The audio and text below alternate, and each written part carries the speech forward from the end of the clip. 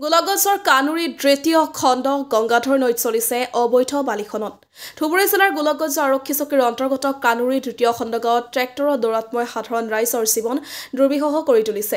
একাংশ বালি মাফিয়াৰ নেতৃত্বত ৰতিয়াডোখৰ সমীপত কানুৰীৰ দ্বিতীয় খণ্ড গংগাধৰ নৈত চলি আছে অবৈধ বালি খনন। জান্দু কনষ্ট্ৰাকশ্যনৰ গইনালৈ বালি মাফিয়াই ধুবুৰীৰ বন বিভাগক মেনেজ কৰি চলাই থকা খনন কাৰ্যৰ অভিযোগ উত্থাপিত হৈছে। ছাগলীয়া বন বিভাগক মেনেজ কৰি অবৈধ বালি খনন চলাই অহাৰ অভিযোগ প্ৰতি বছৰে গৰাখহনীয়াৰ ফলত হাজাৰ হাজাৰ বিঘা কৃষিভূমি নৈত জাহাজোৱা পৰিলক্ষিত হৈছে। বাৰিষা আহিলে দুখীয়া মানুহৰ ঘৰ দুৱাৰ নদীত জাহাজোৱা উপক্ৰম ঘটে। সমান্তৰালকৈ এই অঞ্চলত চৰকাৰীভাৱে পাৰ্কোপাইনৰ কাম কৰাৰ ফলত নৈপৰীয়া মানুহৰ কিছুমান পৰিয়াল ৰক্ষা পায় আৰু নৈৰ কাষেৰে বালি চৰ পৰে। ইয়াকে সুযোগ লৈ একাংশ বালি মাফিয়াই প্ৰশাসন আৰু বনকৰ্মীক মেনেজ কৰি চলাই গৈছে অবৈধভাৱে গংগাধৰ নৈৰ খনন কাৰ্য। ট্ৰেক্টৰসমূহ বিভাগীয় ৰাজহ নিদিয়াকৈ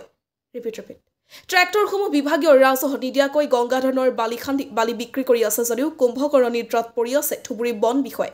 বন বিষয়াৰ আশীৰ্বাদতে ট্ৰেক্টৰসমূহ বেপেৰুৱা হৈ চলি থকাৰ অভিযোগ। জানিব পৰা মতে ৫ বছৰৰ পৰা নিশা ৮ বছৰলৈকে ট্ৰেক্টৰৰ দৌৰাত্ম চলি থাকে। নথিপত্ৰহীন ট্ৰেক্টৰসমূহ বিপদজনকভাৱে চলাই অনুজ্ঞাপত্ৰ নথকা একাংশ ট্ৰেক্টৰৰ ইঞ্জিনৰ অনুজ্ঞাপত্ৰ আছে যদিও কোনো ট্ৰলিৰ নাই অনুজ্ঞাপত্ৰ। ৰহস্যজনকভাৱে এই ক্ষেত্ৰত নীৰৱ ভূমিকা গ্ৰহণ কৰি আহিছে পৰিবহণ বিভাগ। স্থানীয় একাংশ সচেতন ব্যক্তি তথা ধুবুৰী জিলাৰ KPPৰ সাধাৰণ সম্পাদক নিখিল ৰায় ট্ৰেক্টৰৰ বন্ধৰ দাবী জনাই আছে যদিও গা লৰা নাই দুৰ্নীতিগ্ৰস্ত বিষয়াসকলৰ। সেই উপায়ুক্তৰ হস্তক্ষেপ বিচাৰিছে ৰাইজে।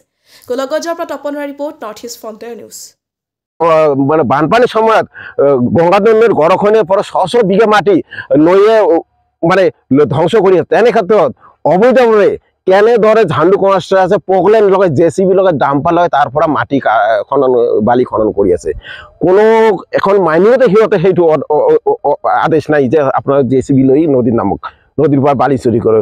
গতিকে ইয়াত ক'ৰবাত না ক'ৰবাত জিলা প্ৰশাসনৰ ডাঙৰ ভুল হৈ আছে। গতিকে জিলা প্ৰশাসনৰো আমি মাননীয় মুখ্যমন্ত্ৰী মহোদয় আৱদ্ধ যে অতি শীঘ্ৰে জিলা আয়ুক্ত বা জিলা প্ৰশাসনে এটা সাল সলনি কৰক, নহ'লে অন্যথা ধুবুৰী জিলাখন একদম মৰুভূমি হোৱাটো এক প্ৰকাৰ খাটাং। ঝাণ্ডু কনষ্ট্ৰাকশ্যন গহনালে একাংশে ইয়াক সৰু সৰু কিছুমান বালি মাফিয়াই যি ধৰণে ট্ৰেক্টৰ দি বালি চুৰি কৰি বিভিন্ন স্থানত দি আছে, সেয়াও আচলতে গুৰুত্ব সহকাৰে ভাবিবলগীয়া বস্তু।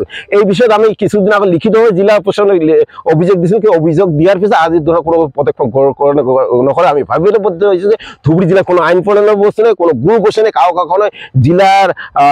জিলা আয়ুক্তৰ উপদেশ মানে এজন দ্বিতীয় নাম মানে জিলা আয়ুক্তৰ আদেশ এজন DFI নামানে। তাৰমানে কি হৈছে, ইয়াত অকল বাহিৰৰ পৰা গোটেইখিনি আহিছে তাৰমানে ধন সংগ্ৰহ কৰাৰ কাৰণে। গতিকে সিহঁতে যদি ভাবিছে ধুবুৰী জিলাখন এখন ধন সংগ্ৰহ কৰাৰ চৰণীয় পথাৰ, গতিকে সিহঁতে এটা ভুল হৈছে। গতিকে ইয়াৰ ফল অতি সোনকালে সিহঁতে পাই যাব।